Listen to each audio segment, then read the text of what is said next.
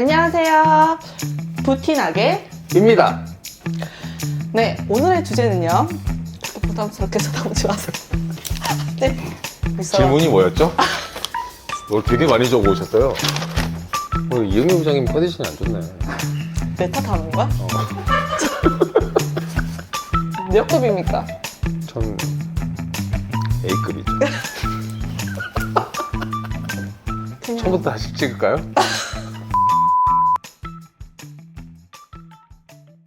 일단 오늘의 주제는 조금 핫한 주제, 부동산 시장에서 좀 핫한 주제인데 공실 상가의 공포가 밀려오고 있다.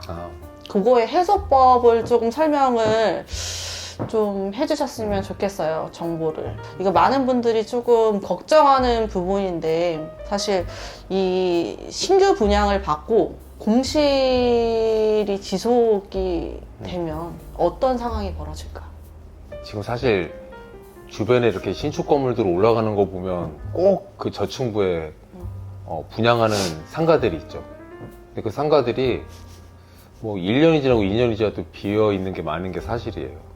사실 누가 내가 저걸 분양받았다고 생각을 하면 공포가 있는 건 사실이죠. 어떠한 목적으로 신축 분양을 받았을까요?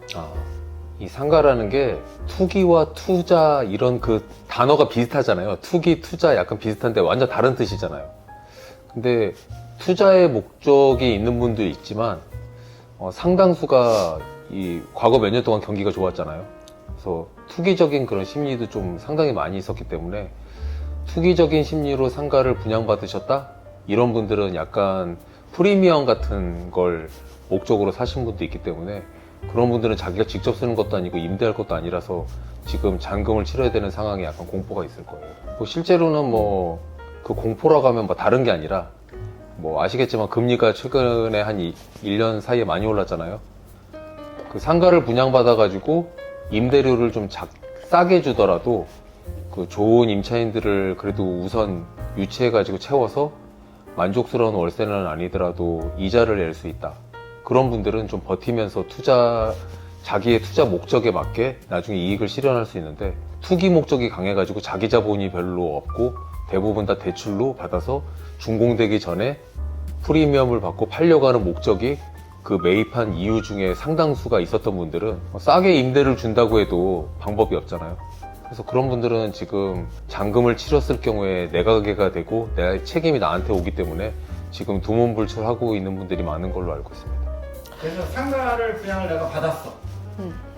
어떻게 임대가 안 돼, 매매도 안 돼. 나는 핀팔아서 팔려고 했는데 없어. 어떻게 돼요?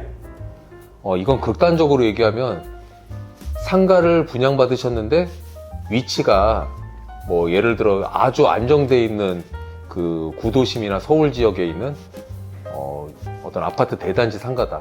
이러면 내가 스스로 좀 장사를 직접 해본다 하더라도 좀 버텨볼 수 있잖아요.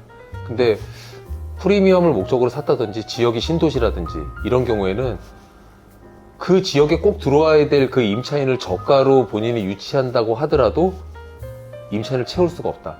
그러면 잔금을 치러야 되는 상황에서 선택을 하셔야 돼요. 내가 이 상가를 샀던 부분을 계약금을 포기해야 되느냐, 계약금 수천만 원을 포기하고 잔금 몇 억을 치른 다음에 그 이후의 고통을 털어내느냐, 약간 그 선택의 기로에 놓인 극단적인 상가들도 있을 수 있다 이겁니다. 사실 주변 상권을 잘 봐야 되는데 3년이 갈 수도 있고 모르는 거잖아요. 그렇죠. 그런 것도 이게 그 부동산이라는 게 분양을 받는 그 시점과 입주를 하는 시점 사이에 몇 년간의 그 차이가 있잖아요. 지금 2023년을 기준으로 준공이 되고 있는 어떤 대형 상가라든지 쇼핑몰을 분양받으신 분들은 지금 받은 게 아니라 2, 3년 전에 다 받은 거란 말이에요. 근데 그 2, 3년 전에 지금 같은 고금리와 불경기가 있을 거라고 예상을 못 했을 거예요. 그래도 좀 위치가 좋은 곳에서 상가를 분양받으셨다. 이런 분들은 싸게 임대를 하고 버틸 수가 있는데 지금 아까도 언급했던 신도시라든지 이런 경우에는 수요들이 들어오지를 못하고 있잖아요. 그래서 그런 분들은 주식도 좀 잘못 투자하면 물타기 하는 거 말고 손절을 하는 경우도 있잖아요. 그래서 더 큰 손해를 위해서 뭐 계약을 포기한다든지 이건 뭐 꼭 이것이 극단적이다 이런 게 아니라 상당히 많이 지금도 있는 상황이다 이렇게 보시면 될 것 같아요. 그러면은 기존 신축 말고 기존 상가에서 공실이 났었을 때 잘 그래도 빨리 해소 방법은 빠른 해소 방법이 어떤 게 있을까요? 뭐 기존 상가가 공실이 났다고 하면 우선 이걸 보셔야 돼요. 그 공실이 난 상가 주변에 다른 상가들이 그래도 영업이 흥하고 있는가? 만약에 흥하고 있다고 하면 다시 재임대를 할 수 있는 그런 가능성은 있는 건데 전에 이제 장사를 했던 분들이 망한 이유를 이제 먼저 파악을 해야죠. 맛이 없어서 망한 것인가? 아니면 마케팅을 못한 것인가? 우리가 뭐 백종원 씨가 하는 방송에 봐도 뭐 좋은 자리라고 다 장사 잘 되는 건 아니잖아요. 그래서 실제로 장사가 될 만한 자리고 옆에 가게들이 흥하고 있는데 그 가게만 딱 망했다. 그러면 그 가게를 빨리 상품화하는 작업을 하셔야 돼요. 청소를 깨끗하게 하고 불을 밝히고. 세 가지만 기억하세요. 딱 이것만 정리해서 이것 네네. 세 개만 말해주세요. 아, 세 개만? 네. 너무 자, 길어 지금. 가게가 비었다. 그럼 이 부장님 말씀하신 대로 세 가지만 딱 얘기한다. 그러면 첫 번째, 가게를 깨끗이 청소합니다. 그리고 밤낮으로 불을 밝힌다.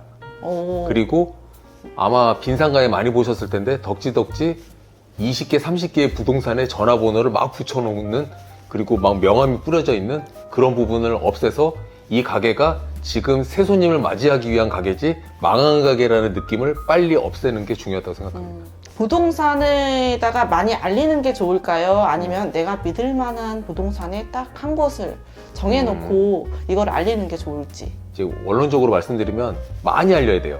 많이 알려야 되는데 한 군데나 두 군데 정도를 정해가지고 그 정한 부동산을 통해서 많이 알리는 게 좋고, 가게 주인 입장에서 본인이 여러 군데다가 한꺼번에 많이 뿌린다? 이거는 계약성 사유를 더 떨어뜨릴 수도 있어요.